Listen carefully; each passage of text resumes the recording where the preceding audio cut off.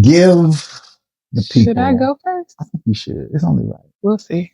Let's see what the question is. A story of when you knew. Now you got to understand. I'm 40.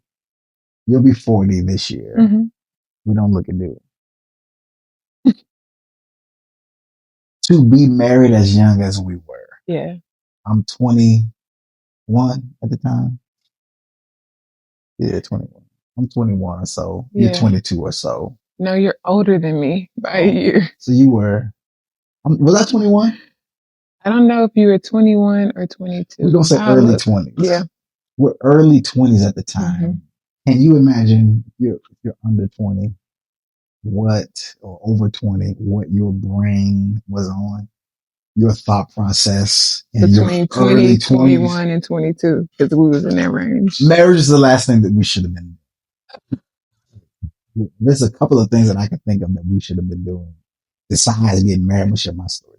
Okay. So give us a story of when you knew. How did you know at that age? Like what's something?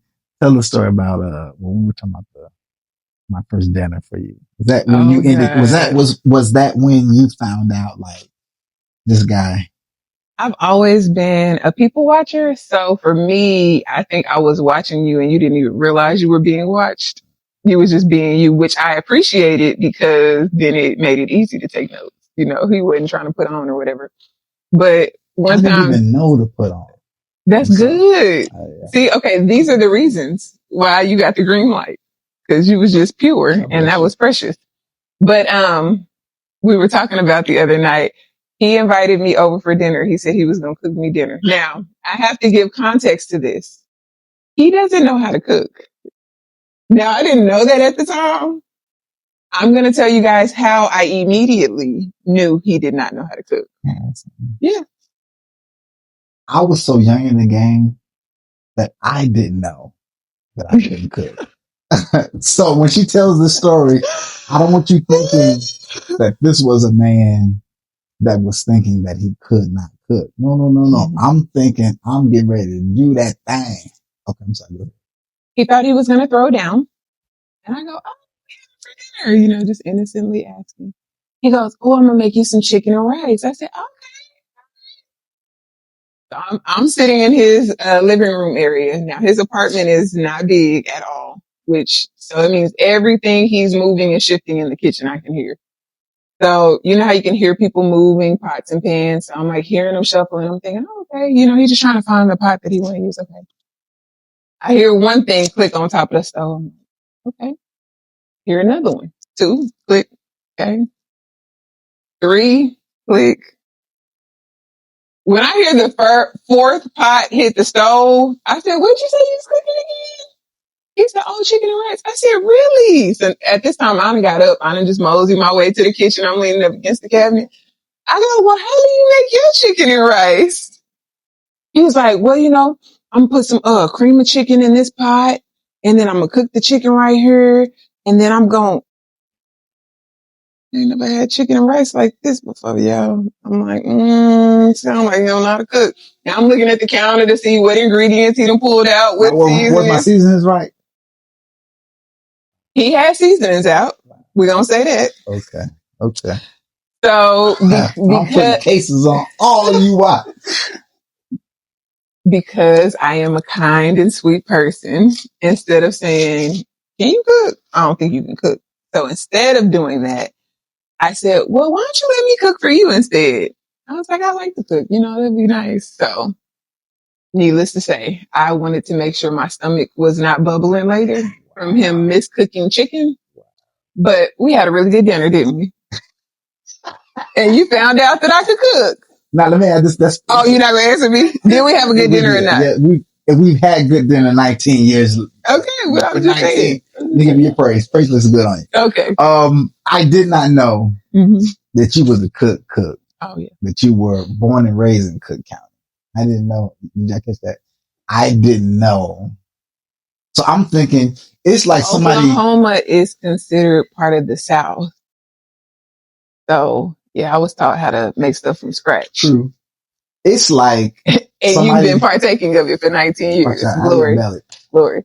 It's like somebody getting on organ at a national conference. Mm-hmm. And they just started learning how to play organ. Mm-hmm. And there's a clinician, mm-hmm. an organist of organists uh-huh. in the room. Yeah. And the person who's thinking they killing, they just started learning. They playing 3-finger chords. If I would have known we had, Twiggy Clark in the audience, I would have yielded. But to your point, I wanted to. That indicated to you what?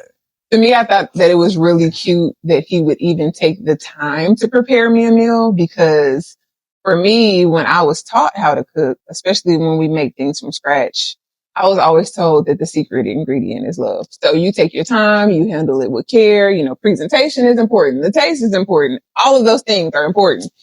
So to see him first of all, because I knew he couldn't cook just based on what he was doing. But the fact that even though he couldn't cook, he wanted to try to cook for me. I was like, that is so sweet.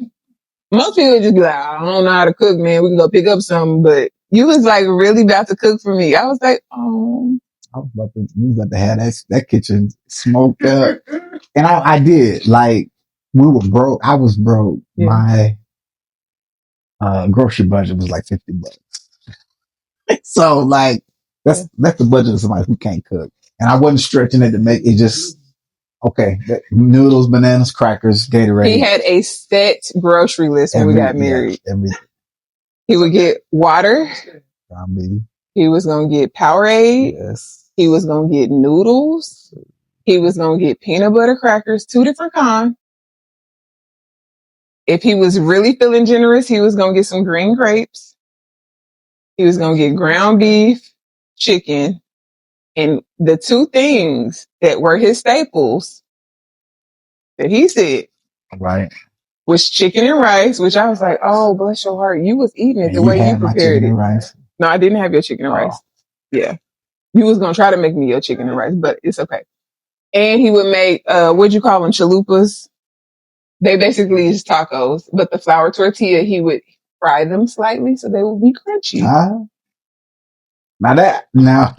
Okay, we got. No, you can really ground up some ground beef though. You ground it really good. Like you don't be leaving chunks. A lot of people who can't cook, they leave big old chunks, so it'd be partially ground and partially chunky. Mm. You fully grind it up. So you did well. That's all you're doing when you're making that though. You just grind it up and then you was putting taco seasoning in it. So I'm gonna take it. So you can cook, I can't. I appreciate it. I'm just saying, when I make us tacos, I do more than that, but you can do that. That means I'm not going to accept no credit for no ground. You could. So you should. Ain't nothing worse than people who got meatballs and they. Okay. I appreciate you. Thank you. So that was that story. Oh, now you just want to move on. Let's move on to that.